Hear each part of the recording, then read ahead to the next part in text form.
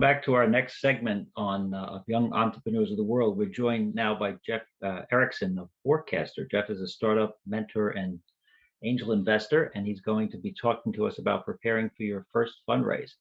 Jeff, nice to have you back with us again. You've spoken with our audience in the past, and you've always been great. So we look forward to your presentation today.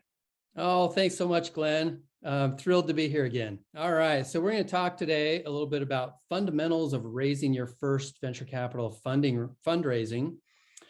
And just a quick background, as Glenn mentioned, I'm with a company called Forecastr.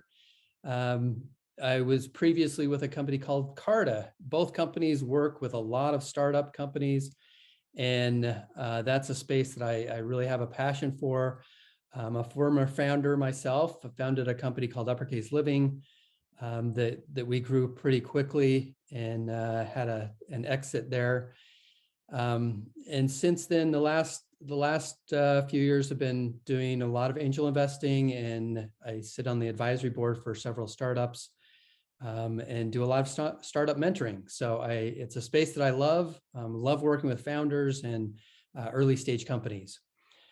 So with that, I thought I'd give you a kind of an overview of what we're going to talk about today. It's really getting to know, how to prepare for your fundraise. And you may have heard the term, KYC, which is know your customer. It's a banking term. But I've called this KYX because there's certain things you need to know heading into a fundraise. And so I listed all these out, and we'll hit on each of these, but the first is know your investor, know your numbers, know your equity, and know your pitch. And then we'll wrap it all up and put all of this stuff into one place. So you want to make it easy and accessible for your potential investors. So we'll talk a little bit about, how do you put it all in one place and organize it. So with that, let's kick things off by talking about how do you get to know your investor?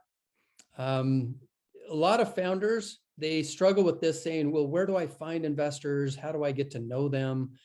The one way that is so much easier in the last, 10, 20 years is you've got things like LinkedIn, where you can reach out and find out about your investors. If you've got potential investors, you can find out a little bit about them, what things you might have in common. A lot of times they'll post things about, what they're interested in investing in. And so LinkedIn is a great resource that you have at your fingertips. On the flip side, you probably want to make sure that you have a good LinkedIn profile, and that because when they get prepared to talk to you, they'll probably go there as well, because they want to get to know you also. The other way to get to know your investor is as you research, different investors that might be interested in your company, is to go to their website. A lot of them will publish, what types of companies they invest in. They'll even, list their portfolio, so you can kind of look at what companies are in their portfolio that they have invested in. But you're going to want to look for, are you in the right sector? Are you at the right stage? If you are an early stage company going for a $1 million, seed round, you're probably not a good fit for an investor that invests in Series B or C or D companies, unless they have specifically carved out something and say, we have this early stage fund. So be aware of what they invest in, what size of deals. If they can write a $200,000 check and you need to raise, $3 million, that gives you some context in terms of where they're at. They're probably not going to be a lead investor for you. And then, make sure that they invest in the sector that you're in. If you've got a medical device and they don't do anything in the healthcare life sciences space, they're probably not a great investor. On the flip side, if you find an investor and you go to their website and you see that, they have a lot of investments in, medical products or things like that, and it fits, you can tell a lot from their website. And again, look at their portfolio company. A lot of portfolio companies, a lot of the venture capital firms or other investors will list out what companies they've invested in, just get a good feel for whether you would be a good fit in their portfolio. A lot of times, founders get frustrated because they meet with all these VCs, but they haven't done their homework, and they end up meeting with a lot of VCs, and they get a lot of no's that they probably should have anticipated a no before they were even meeting with them, because there's no way that they just didn't fit what the investment criteria was for that fund. So do your homework, get to know your investors. One other thing that I've found very beneficial is getting out to events where investors will go. I've put on, I'm in Salt Lake City, Utah, and so I've put on some events that are like Ski with a VC, where founders are able to come, and sometimes we'll do like a consumer product Ski with a VC day. If you've got a consumer product, then that's an event that you would love to get to be part of, because you get a chance to meet potential investors outside of the office. And I think investors like to do that as well, because they're looking to get to know the founders that they might want to invest in. So take advantage of opportunities like that. Ideally, it'd be great if you could meet up with investors before you pitch them, but that's not always easy to do or feasible. So use these other ways of LinkedIn or looking at their website, using resources like Crunchbase, PitchBook, things like that to do your research on your investors. Okay, so after knowing your investors, the next one is know your numbers. And this is a critical piece of your presentation, but more so on the back end due diligence. A lot of early stage founders are able to get past the pitch event by just having a hockey stick graph in their pitch. But once you get past that, the investors are probably going to want to dig into your financials a little bit deeper. And so that's where you really have to understand, what is your monthly recurring revenue and your annual recurring revenue? What is that going to look like? Or what kind of traction do you have, or do you anticipate? And so building out a model is a way that you can kind of show investors, here's what we anticipate, here's how we expect to get customers, here's our revenue streams that make up the revenue for the company, and here's the debt that we have, and our expenses, and it results in this is how much we expect to spend over the next 12 to 18 months. And if you can dial that in and understand your financial model, it really puts you in a good spot to be able to now take that next step and talk to the investors. So the other thing to make sure that you understand are the unit economics of your company. And what we mean by that is, if you break it down, if you sell one item, what is your cost per item? What does it cost for you to get a new customer? And then what's the average contract value? So those are all unit economics. So how much are you getting per sale? And then the lifetime value of your customer is another one to make sure you understand. So understand those basic unit economics of your company, and then be able to translate that and put it into a model that you can then use to run scenarios regarding your business. So when we talk about a model, what we're talking about is building out a financial projections that you take into consideration. How am I going to get customers? Where am I going to get my revenue from? What are my expenses going to look like? And you project that out, 3 to 5 years typically. And the thing that the investors will look for is, one, do you have what's the opportunity with your company? Do you know the key drivers and the levers to pull in this business? And are you able to model that out in a financial plan? So those are all things that you want to be prepared, for when you start talking to investors. The use of a financial model can be very strategic for you as a founder. It can help you know how much money you should raise, because a lot of times you don't want to raise too much because it's going to increase the dilution of your company and decrease your ownership. You don't want to raise too little, because then you risk running out of money, And so you want to make sure that you've modeled things out and run different scenarios saying, here's the most likely case and here's how much we should raise, and maybe build a little bit of cushion in there. And then you can monitor that as well through a financial model as things happen. So the other aspect of that is, your financial model will help you know when to raise money. So, if you've got you typically want to raise maybe a 12 at least month runway, or to cover you for the next 12 to 18 months is pretty standard. And you want to make sure that you've got enough and that your model shows that you have enough to get you past that point and to the next inflection point where you could expect an increase in the valuation of your company. You'll want to detail out how you need to spend your money. Is it on people? Is it on capital expenses? Do you have to acquire different technologies or things like that? All of that needs to be in your financial plan, along with your hiring plan. You'll want to make sure that you tie your hiring plan to the growth of the company, and that you can plan for your future hiring needs. So those are all some things that a financial model will help you with. Ultimately, I mean, you want to know how many customers will get you to certain revenue marks. So if it's $1 million in annual revenue that you're trying to get to is kind of an inflection point for your next raise, how many customers does that translate into, and how are you going to get that? What are your acquisition channels that you can focus on that will move the needle the most? So you can see it's very helpful. A good financial model will help you make good strategic decisions in preparation for raising a round of capital.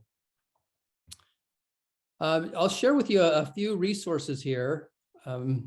As Glenn mentioned, I just joined a company called Forecastr for the very reason that this is a huge need out there, where most founders aren't Excel gurus and great at preparing excellent financial models. And so there's resources out there like Forecastr that help build a financial model that you can then work with and run different scenarios.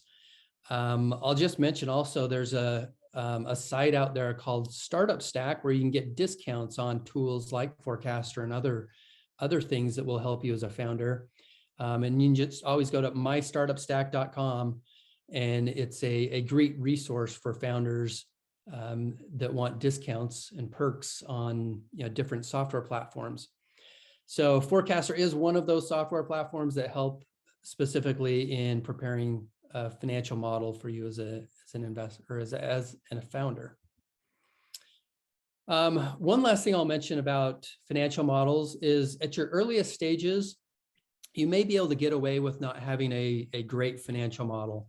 You might be so early that there's a lot of things that are in flux, but at the pre-seed and the seed stages of raising capital, a great financial model where you really understand the unit economics and you can model that out with your investors is really a differentiator. And so as they're looking at different companies, that's something that can set you apart. So keep that in mind. But at some point, as you're raising like a Series A and beyond or larger amounts, a great financial model is table stakes, or it's definitely just a standard. You have to have it. So keep that in mind, as you anticipate building out your financial model and being able to use that as a tool to work through with your investors. So that's the way you want to know your numbers, which takes us to the next phase here, and that's know your equity, or the ownership of your company.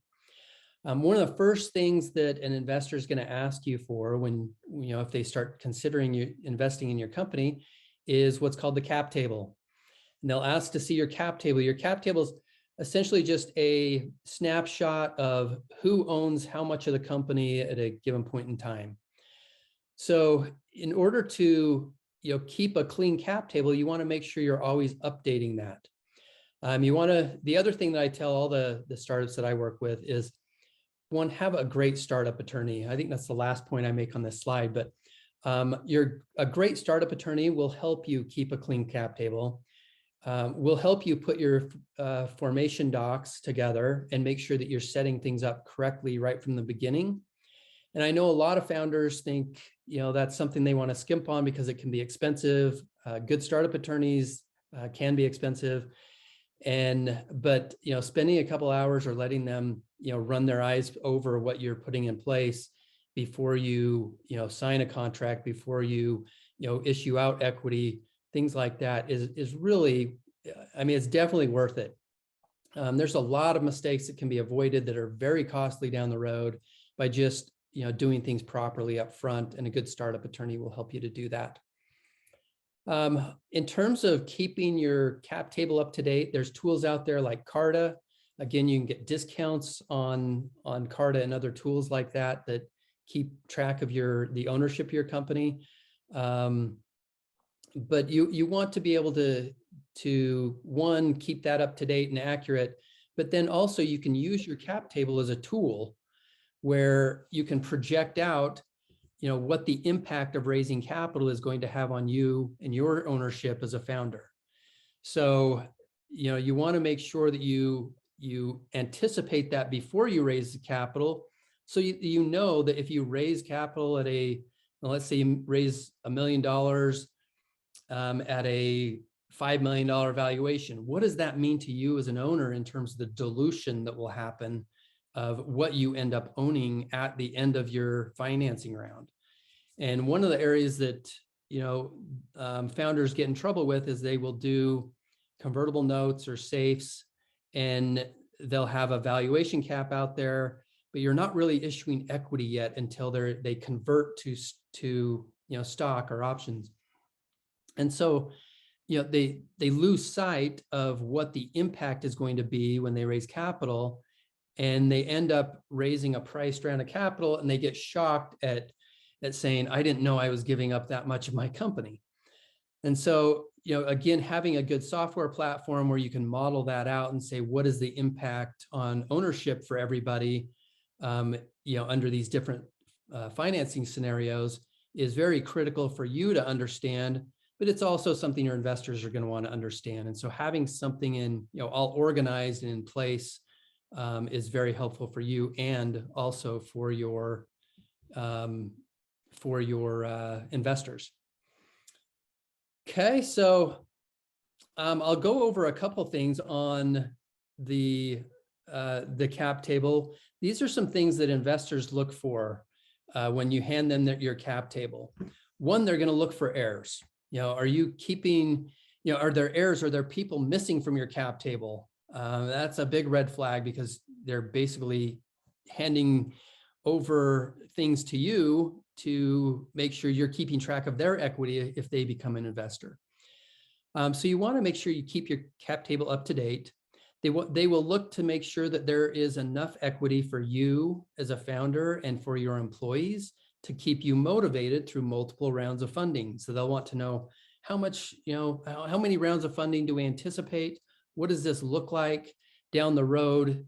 Is there a point in time where maybe the founders have so little equity once we've raised this much money that now they're not incentivized anymore? Do we run that risk?